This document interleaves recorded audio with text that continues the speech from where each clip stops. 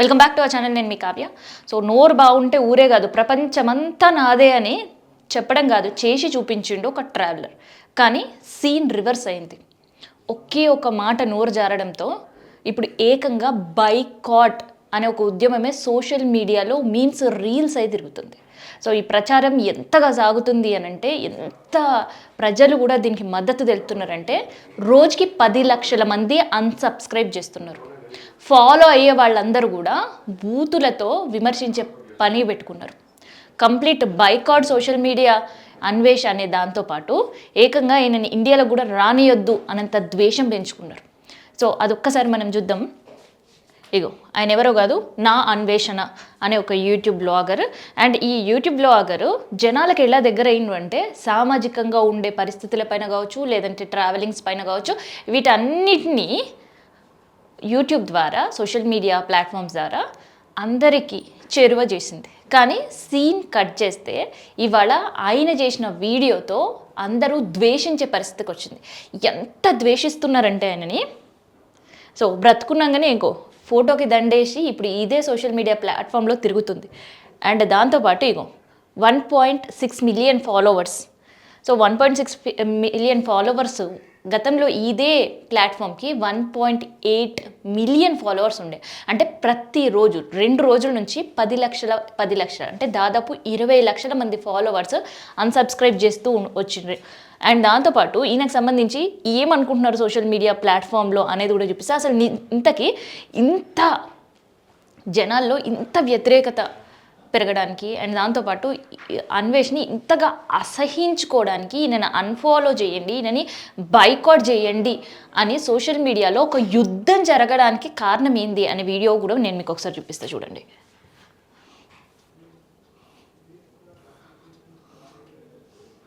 చలో. మన శివాజీ గారు నా అభిమానత, నాకు విషయం తెలియదు, వినండి. శివాజీ ఇష్యూ జరిగిపోయింది. శివాజీ ఇష్యూ ఆల్రెడీ ఒక ఇష్యూ మాట్లాడాడు. అండ్ అనసూయ దాన్ని కౌంటర్ ఇచ్చారు, తర్వాత ఫిలిం ఇండస్ట్రీ వాళ్ళు దానికి కౌంటర్ ఇచ్చిండ్రు. ఏకంగా శివాజీ అందరికి సమక్షంలో క్షమాపణ చెప్పడం అయింది. విమెన్ కమిషన్ నారెళ్ల శారద ఆయనని పిలిచి నోటీసులు ఇవ్వడంతో విచారణ కూడా జరిగింది. సో అది ముగిసిపోయిన ఎపిసోడ్ని మళ్ళీ ప్రజల ముందు పెట్టిండు. సరే ఫాలోవర్స్ కోసమో వ్యూస్ కోసమో దేనికోసమో పెట్టినాను అనుకుంటే, ఆ తర్వాత ఆయన చేసిన కామెంట్సే ఆయన కుంప ముంచే పరిస్థితి తీసుకొని వచ్చింది. వినండి.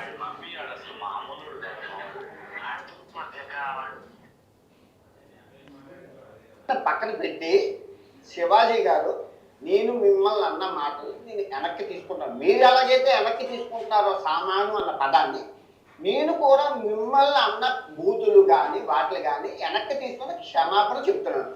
ఫ్యాక్ట్ మాట్లాడుకున్నాం.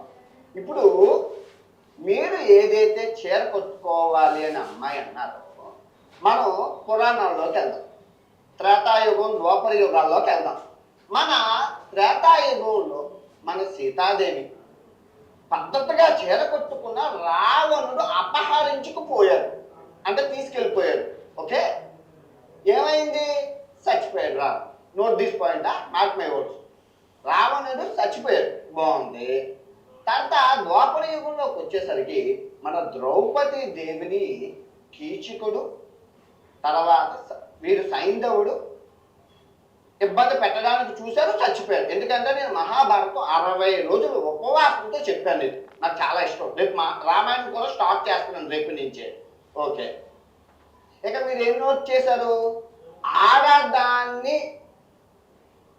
స్వేచ్ఛను హరించి తాకడానికి ట్రై చేసిన వాళ్ళు చచ్చిపోయారు. మరి 2024 ఇదన్నమాట సీతాదేవి గురించి, ద్రౌపది దేవి గురించి మాట్లాడిన మాటలు చాలామందిని హర్ట్ చేసేటట్టు ఉన్నాయి.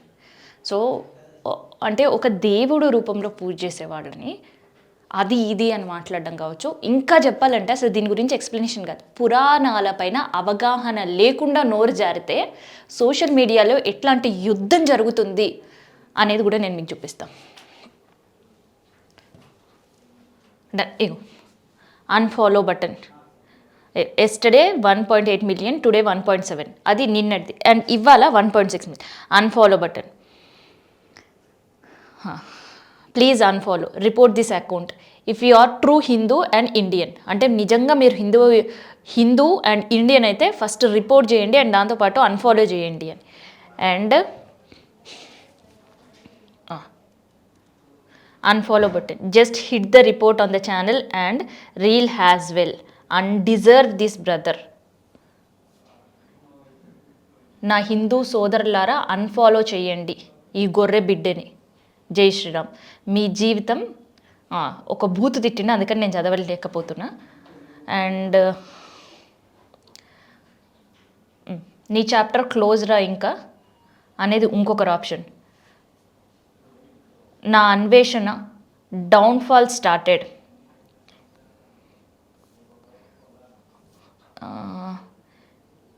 నీ స్థాయి ఏంటో తెలుసుకొని మాట్లాడరా ఎర్రి. నీకు గరికపాటి గారిని మాట్లాడే అర్హత ఉందా? నీకు టైం దగ్గర పడుతుంది. Unfollow please friend.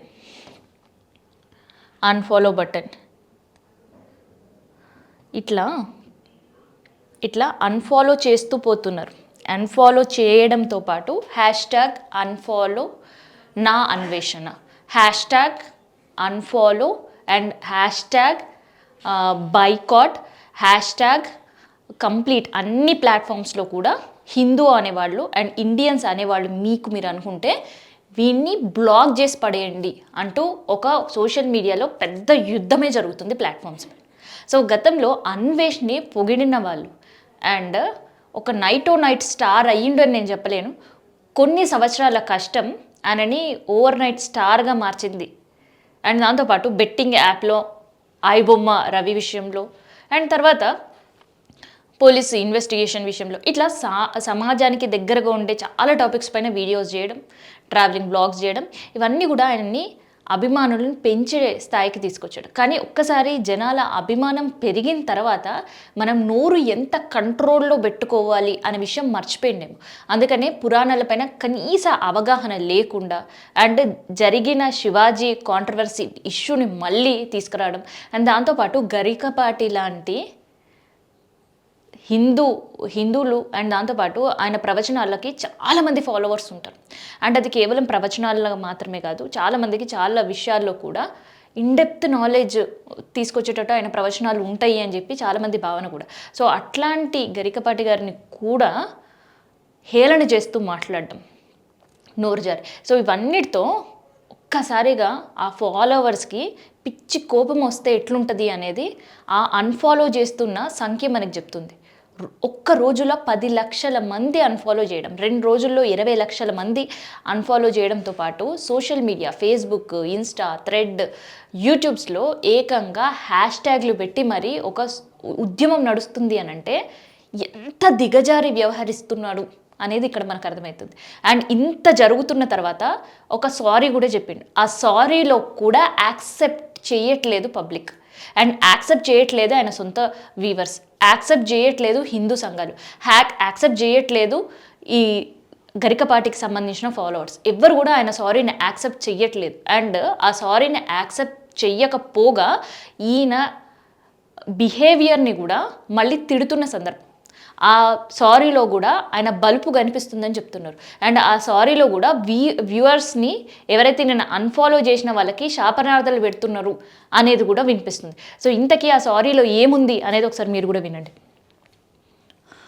ద్రౌపది దేవికి సీతాదేవికి క్షమాపణ చెప్పమంటున్నారు. అదే చేతితో గరికపాటి గారికి, యాక్టర్ శివాజీ గారికి, తర్వాత హిందూ సంఘాల వాళ్ళకి క్షమాపణలు అడగమంటున్నారు. వినాయకుడి సన్నిధిలోనే క్షమాపణలు కోరుకుంటాను. చెప్పే ముందు నేను ఏమన్నానండి, ద్రౌపది దేవిని సైంధవుడు కీచకుడు బలాత్కారం చేయబోయి చచ్చిపోయారు అన్నాను. బలాత్కారం అంటే ఇంగ్లీష్లో ఏంటి, రేపు. తర్వాత సీతాదేవిని రావణాసుడు ఎత్తుకెళ్ళిపోబోయి చచ్చిపోయారు అన్నాను. అంటే ఇక్కడ చీరలు కొట్టుకున్న వాళ్ళు ఆ మగవాళ్ళు ఏది చేస్తే వాళ్ళు చచ్చిపోయారు. ఇక్కడ 60,000 రేపులు జరిగాయి. సో వీళ్ళు ఇంకా బతికి ఉండి బిర్యానీ తింటున్నారు, మీరేం చేస్తున్నారు అని అడిగి అక్కడ సందర్భం. కానీ అక్కడ అంత చెప్పే ఛాన్స్ లేదు. తప్పు జరగలేదు కాబట్టి క్షమాపణ కోరుకుంటాను. అదే తప్పు నేను ఒప్పుకుంటున్నాను కదా. సో ఇప్పుడు నేను తప్పు చేస్తే రాత్రికి వినాయకుడి సన్నిధిలోనే రక్తం తప్పుకొని చచ్చిపోతాను. కనుక నా తప్పు మీరు స్వీకరించకపోతే ఈ సంవత్సరం నుంచి నెక్స్ట్ సంవత్సరం వరకు అష్ట దరిద్రాలు మీకు అంటుకుంటాయి. ఛాలెంజ్ వినాయకుడి మీద ప్రమాణకం చేసి చెప్తున్నాను. నేను తప్పు చేస్తే రాత్రికి రక్తం కొట్టుకొని చచ్చిపోతారు. కానీ మీకు ఈ సంవత్సరం 26 అంతా నాలుగు మీద మధ్యలోనే అష్ట దరిద్రాలు పట్టుకొని సర్వనాశనం అయిపోతారు. నేను చెప్తున్న తప్పుని స్వీకరించకపోతే. 2, గరికపాటి గారికి టీషర్టును జీన్స్ అంటే ఆడవాళ్ళు వేసుకుంటే నచ్చదని అంటున్నారు. నేను అబ్బాయి వేసుకుంటున్నాను కదండి అంటే అవన్నీ నాకు తెలియదు. ఆడవాళ్ళు పద్ధతిగా ఉండాలి, చీరలు కట్టుకోవాలన్నారు. ఓకే, అది ఆయన పెద్ద ఆయన కాబట్టి నేను ఆయన్ని పెట్టలేదు. కాకపోతే కొన్ని పదాలు వాడాను, దాన్ని వెనక్కి తీసుకుంటూ క్షమాపణలు కోరుకుంటున్నాను. ఇంకా శివాజీ గారిని ఆయన సామాన్లు అన్నందుకు నేను తిట్టాను, ఆయన వెనక్కి తీసుకున్నాను, నేను వెనక్కి తీసుకున్నాను, ప్రాబ్లం సాల్వ్. ఓకే, మీరు ఎక్కడితో వదిలేస్తే బాగుంటుంది, లేదు అంటే మీ ఇష్టం. నేను ఇప్పుడు మంచి శాండ్విచ్ మసాజ్ థాయిలాండ్లో చేసుకొని రాత్రికి మంచి సినిమాకి వెళ్ళి ఆ వీడియో రేపు పొద్దున్న పెడతాను. ఓకే, నేనైతే చిల్ అవుతాను, రిలాక్స్ అవుతాను. మీరు ఏం అవుతారని మీ మనసుకే ఆలోచించేస్తున్నాను. Love you all. ఇదనమాట. తప్పు చేసిన తర్వాత ఒక గిల్ట్ ఆయన సారీలో కనిపించలేదు. తప్పు జరిగిన తర్వాత ఆయన నుంచి సారీ చెప్పే దాంట్లో కూడా ఆయన ప్రాపర్ సారీలో ఒక సింపతి కనిపించలేదు అనేది వ్యూవర్స్ వాళ్ళ ఫీలింగ్. సో నిజంగా ఆ ఫీల్ ఉందా లేదా అనేది మీరు కూడా గమనించాలి. ఎందుకంటే ఇక్కడ సారీ చెప్తూనే ఎవరైతే ఆయన సారీ యాక్సెప్ట్ చెయ్యలేదో, అవును నా వల్ల తప్పు జరిగింది, నేను నిజంగా తప్పు చేసి ఉంటే గణపతి ఆలయం ఏదైతే చూపిస్తున్నారో ఆ వినాయకుడి ఆలయంలో నేను రక్తం కక్కుని చచ్చిపోవాలి, లేదు అని అంటే మీరు అష్టదరిద్రాలు ఫేస్ చేయాల్సి వస్తుంది. ఏంది ఇది? ఏమైనా సంబంధం ఉందా? అట్లీస్ట్ చెప్పే సారీలో కూడా ఒక సింపతి లేదు, ఒక గిల్ట్ ఫీలింగ్ లేదు.